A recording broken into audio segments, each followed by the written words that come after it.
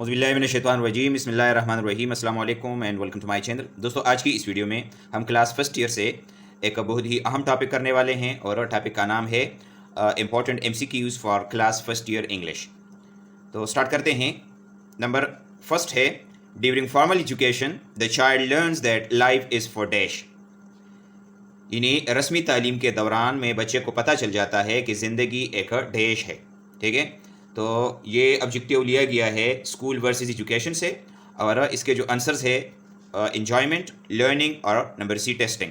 तो इसका जो करेक्ट आंसर है वो है नंबर सी, टेस्टिंग। ओके जी, number second, I talk to the girl dash car was broken down. मैंने उस लड़की से बात की जिसकी कार ख़राब थी। ठीक है, तो इसमें हुज का लफ्ज़ जो है वो आएगा। आंसर्स हमारे पास है हु, हुज और हुम। तो इसमें हुज आएगा क्योंकि गाड़ी उसकी मलकियत है। ठीक है। Number three, the word snug means, लफ्ज़ स्नग के मानी है। तो नंबर ए है कंफर्टेबल, नंबर बी है अगली, नंबर सी है शाइनिंग। तो स्नग कहते हैं आरामदेह को, ठीक है, या पुरसकून को कहते हैं। तो इसके साथ जो मौजू लफ्ज़ है वो है कंफर्टेबल। ठीक है। Number four, the match starts dash 9 o'clock। तो यहाँ पर आप प्रीपोजिशन का इस्तेमाल करेंगे ऑन, इन या एट। तो ये चूंकि एग्जैक्ट टाइम है तो एग्जैक्ट टाइम के लिए हम इस्तेमाल करते हैं at. Number five, I passed all other courses that I dash at my university. तो इसका मतलब ये है कि मैंने वो तमाम कोर्स पास कर लिए जो कि मैंने यूनिवर्सिटी में लिए। तो ये यूनिवर्सिटी डैश से लिया गया है।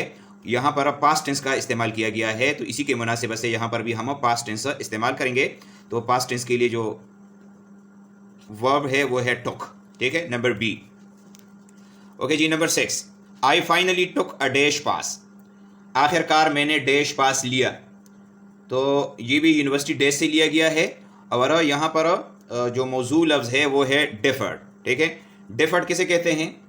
डिफर्ड के मानी है मुलतवी करना, मुअख्खर करना या बाद में पास कर लेना। ठीक है, और ये फेल के लिए एक अच्छा लफ्ज़ है। यानी जब कोई बंदा फेल हो जाता है और आप उसको कह देते हैं कि आपको मैंने डिफ़र कर लिया है, तो इसका मतलब ये बनता है कि आप पास हो जाएंगे लेकिन दोबारा एग्ज़ाम देकर। ठीक है, तो इसको हम कहते हैं डिफर्ड। ओके जी, number seven, who usually fed the orphan लेम।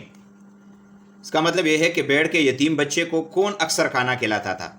तो इसके आंसर है जोल, जोल्स फादर और जोल्स मदर। ठीक है, ये लिया गया है चैप्टर नंबर 5 से, इट्स कंट्री फॉर मी, और इसका आंसर है नंबर सी, जोल्स मदर। ठीक है, जोल की जो माँ थी वो अक्सर इसको खाना खिलाती थी, लेकिन उसी रात वो लेट आई थी, इसी वजह से जोल की माँ की बजाय जोल ने उसको खाना खिलाया था। ठीक है, number 8, life for me ought be no dash stair. तो ये लिया गया है मदर टू सन से और इसका मतलब है ज़िंदगी मेरे लिए डैश सीढ़ी की तरह न थी। ठीक है, तो इसका आंसर है क्रिस्टल। ठीक है, crystal. Number 9, Nawsad, God has blessed you with a fine dash. Nawsad, Allah ताला ने आपको बहुत उम्दा डैश की नियामत से नवाजा है, कार, गार्डन या सन। तो इसका आंसर है नंबर सी, सन। ओके जी, number 10, I met a traveller from a or an land. मैं डैश लैंड से आए हुए एक मुसाफिर से मिला, इंटरेस्टिंग, ब्यूटीफुल, एंटीक। तो यहाँ पर जवाब है एंटीक। एंटीक कहते हैं पुराने ज़माने के।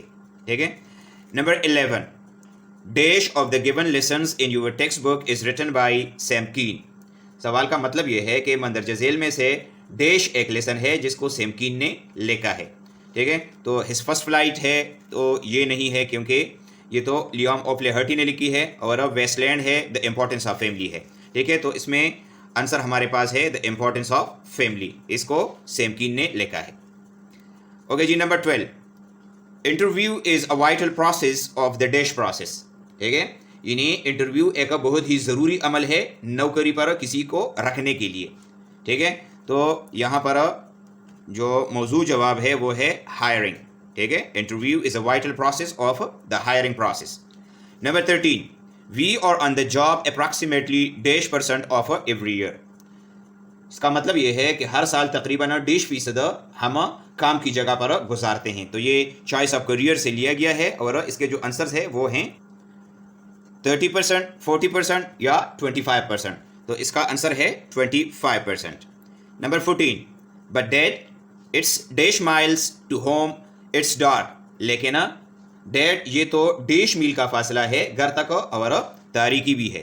ठीक है, तो ये लिया गया है lesson a long walk home से, और उसमें जो फासला मेंशन किया गया है वो है 18 माइल्स। ठीक है, ओके जी। Number 15, I know a young man who was in dash service.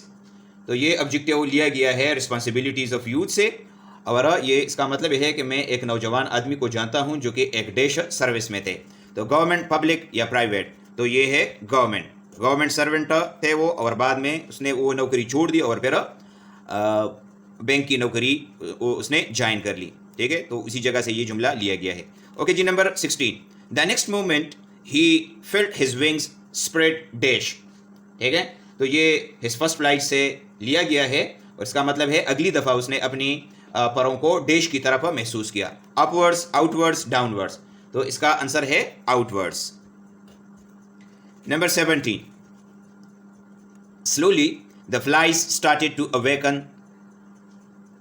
इसका मतलब ये है कि आहिस्ता से मक्खियाँ बेदार होने लगी। The underlined word is a dash. जिस लफ्ज़ के नीचे लाइन खींची गई है ये स्लोली लफ्ज़ है। तो ये ग्रामर के लिहाज से क्या है? Number A adjective, number B adverb, number C verb. तो ये है एडवर्ब। ठीक है। Number 18, the word melody means. लफ्ज़ मेलोडी MELADY, मेलोडी के मानी है वार्निंग, डिजीज या म्यूजिक। तो ये कहते हैं बीमारी को। ठीक है, इसमें आपने ये यहाँ पर ख्याल रखें कि MALODY जो है वो म्यूजिक को कहते हैं, जबकि ये है MALADY। ठीक है, ये बीमारी को कहते हैं। Number 19, thousands of men and women were mercilessly dash। तो ये भी लिया गया है रिस्पॉन्सिबिलिटीज ऑफ यूथ से, और इसके जो जवाबात हैं वो ये हैं, killed, murdered या butchered। तो तीनों का मतलब है कत्ल करना, मार देना और ज़बा करना, लेकिन टेक्स्ट में जो आया है वो है ज़बा करना, butchered। ठीक है। Number 20, Nawsad had no living dash left in the village. इसका मतलब ये है कि नवसाद का गांव में कोई जिंदा बचे हुए डैश न थे। तो इसके जवाबात हैं फ्रेंड्स, ब्रदर्स, और नंबर सी रिलेटिव्स। तो रिलेटिव्स है। ठीक है, उसके कोई रिश्तेदार इस गांव में मौजूद न थे। तो दोस्तों ये था आज का हमारा टॉपिक। उम्मीद है आपको इसकी समझ आ गई होगी। किसी भी जगह पर आपका कोई सवाल हो तो आप कमेंट में ज़रूर पूछिएगा, इंशाल्लाह मैं आपको जवाब दूंगा। Thank you for watching. Allah हाफिज़।